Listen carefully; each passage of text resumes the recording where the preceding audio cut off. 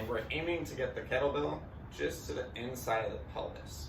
So we don't want it to be on any bones while we're doing this mobilization technique, but we do want it to kind of tuck just to the inside portion of the pelvis, because that's where your iliacus muscle is that attaches and begins at the inside portion of the pelvis.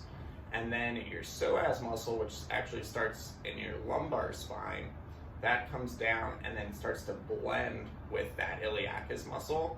And that's where you'll hear the term iliopsoas, where these muscles kind of come together and they have that common insertion point onto the lesser trochanter of the femur, which is the inner portion of the femur on the leg here. So we're gonna start by coming over the kettlebell here. So I got the inner portion of my pelvis coming onto the kettlebell here. And I wanna be gradual with the pressure as I come onto this.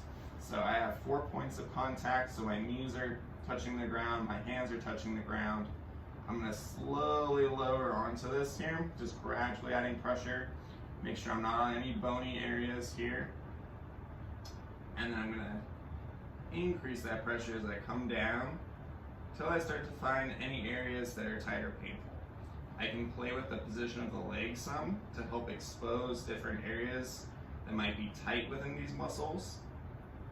And then once I find an area that's tight or painful, I can then start to do some deep breathing. So big breath in, hold my breath for a few seconds, think about tensing the muscles around this area that we're mobilizing, exhaling, and then trying to sink a little bit deeper onto these muscles.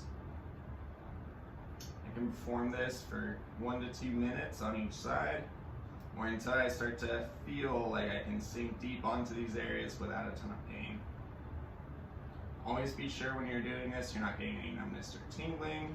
You feel safe while you're doing this, and then you can take a nice deep breath